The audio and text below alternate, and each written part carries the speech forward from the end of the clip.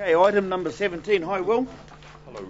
As you all know, Will's going to probably talk us through this. This is the Home of Cycling project proposed Waikato Regional Council levy that's been spoken about a few times. And if you read the resolution quite carefully on 17(2), I think the wording is very careful. It's an equitable basis proportional to the economic benefit, which means that if this was passed today, someone would have to come back and say to Taupo District Council, the economic benefit to Taupo District Council is 8% or 12% or something like that of the total economic benefit to the district, and that way you would strike the rate. Is that right, Mr. Samuel? Yes, in part. I guess the other thing to add into the mix as well is that and actually trying to calculate where the economic benefits flow does get very difficult. So, for example, if you're in the waipa, you'd argue that yes, the benefit might be greater than what it would be here, but they are talking about Taupo being the sort of events home for things outside the velodrome. So actually trying to get a calculation to figure out what someone in Whirianga should pay versus what someone in Turangi should pay versus someone way up in Port Waikato is actually quite difficult to calculate. So yes, that is the wording. I'm not sure what direction the Waikato Regional Council are going to take on it.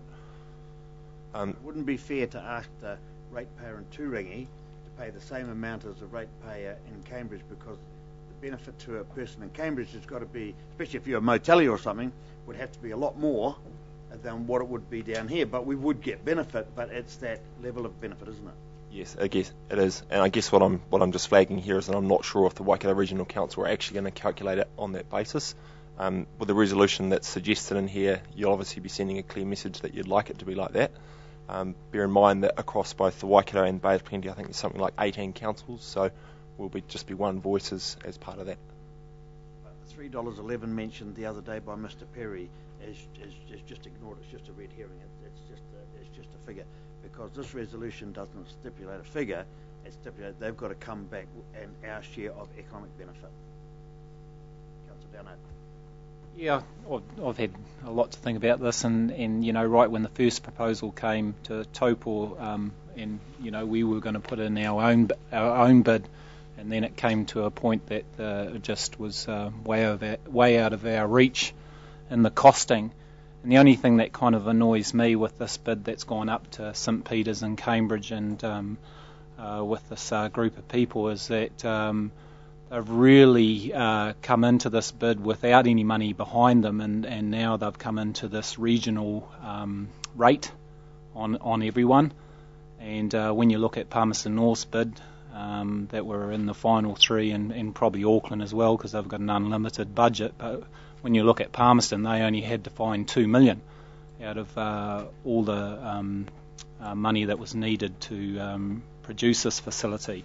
And I just feel a little bit robbed. I think we are the events capital in cycling, mountain biking and stuff like that. And if this regional rate was put over, then why wouldn't they build it here in our district?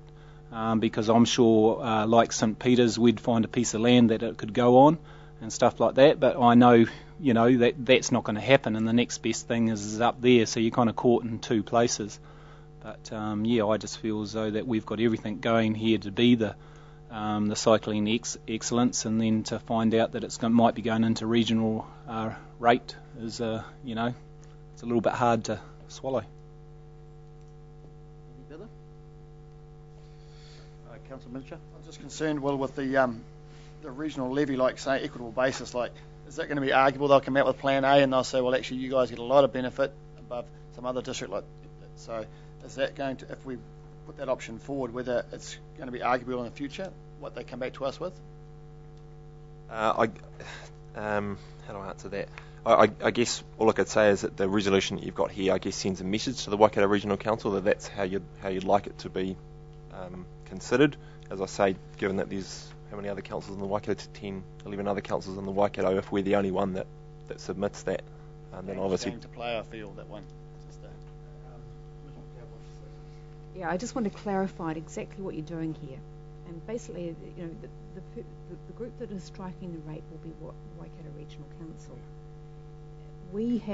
All we can do is put forward an opinion. So they've asked us to say, do you generally support this idea that they are the group who have the power to strike the rate.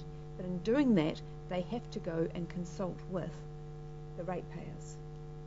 And so what we're doing here is saying, here's our view in terms of how you should be striking that rate, but ultimately they have to take that out and consult with the ratepayers. Yeah. So in where it says considerations, it talks about $1 per year per property, but that's not going to happen, is it? It's going to cost our ratepayers, if this rate goes through, it'll be more than $1 a year per property, wouldn't it? Yeah, so if I can just clarify him there. Where did that come from, Will? So at the time of writing this report, I'd received a bit of information from the Taupo District Council, which estimated that it would be $1 per ratepayer. I think the calculation that they'd actually done was $1 per person. So the actual number is $3 per ratepayer. So if you average it out per person, it's $1. That's if you rate everybody on an equal basis right through the district. This resolution says on an economic benefit ratio. That's what this resolution says. Hang on, Councillor Minchin. The other thing is we've had 3 or 4 letters from Hamilton City Council, different groups, that they are really opposed to this rate being charged. I mean,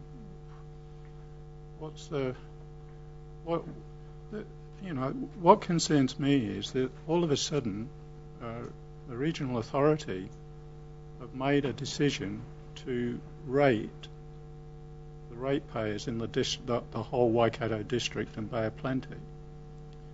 It's not gone through a proper process in terms of, because it's not in their annual plan, it's not in our annual plan. So how is this classed as an emergency rate or something, or what? How are they able to do it? But hang on, Councillor Hickling, they haven't made a decision to rate anybody. They've asked us to either support them or decline them. They haven't made any decision. It was a suggestion, and going back to Councillor Downard with there was no money. Well, that's not quite right, because Simon Perry, who did the presentation here the other day, they have access to a lot of money per the Perry Foundation. So it's work in progress. Palmerston North is ahead of them as to here's all the funding in a heap. These people think they can get the funding in a heap. They've been given a 3-month extension or something, Will? Yes, yeah. And if they can't, well, it will go to Palmerston North. So we have to think to ourselves, do we want it in Palmerston North?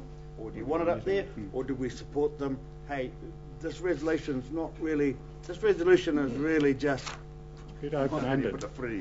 Hang on, let Mr. William, and then you... I think you just think back in time as well, and we had a presentation with regards to our own cycling centre of excellence work that we were doing, where we had a fundraiser suggesting to us that if we can come up with a model that has a third local government, a third central government and a third private funding, then you're more likely to get a project off the ground. Now, effectively, that's what the proposal is that the regional, rather than going to individual councils and asking individual councils to go through annual plan processes and LTCPP processes to get the money, cut to the chase, go directly to the regional authority and say, hey, can we rate equitably and fairly on a regional basis for the third funding that needs to be provided for this facility. And that's basically how the thing has progressed. It's a way of local government being able to create the money to be able to put into a pot alongside private funding and alongside central government funding. Now, don't get too hung up on whether $7 million from SPARC is it actually the third. Neither is the $6 million loan from the Waikato Regional Council the third, but there'll be other pots of money to make up the balance. But that's effectively what we're saying, is that they are not going to be able to achieve the funding without local government support. So how they get that local government support, they've appealed to the region, the Waikato region, for support to then have a special consultative process through the Waikato Regional Council to levy the regional ratepayer. Okay, Councillor Henderson, next then you. There's just a few points I wanted to make here. With targeted rates, as I understand them, they're used to target ratepayers where benefits accrue, either to the individual or the region. So really, how you do this depends on where the economic benefit lies. And I know that there's timelines that necessitates has moved along pretty quickly, but I find it difficult to support a targeted rate for something where no economic analysis has yet been done of where the benefits may accrue, either regionally or individually, which raises another issue too, which is if people are expected to fund this out of a targeted rate, I think ratepayers need to know what the charging will be, what the access will be, and that sort of thing. And as yet, we don't, to my best knowledge, have much data on that. And the third issue, which is somewhat related, is we're talking here of the regional benefits to different areas and so forth. I can't help but often think in the back of my mind with this proposal how much some of the areas who are involved in this, including us, may actually, in a way, be competing with each other. Like, I think particularly, the Rotorua area, for example, a lot of the things that they would claim to have in terms of cycling and biking assets, we would also claim to have down here. And I'm just not sure how we quite address that. But that's all I had to say on it, really.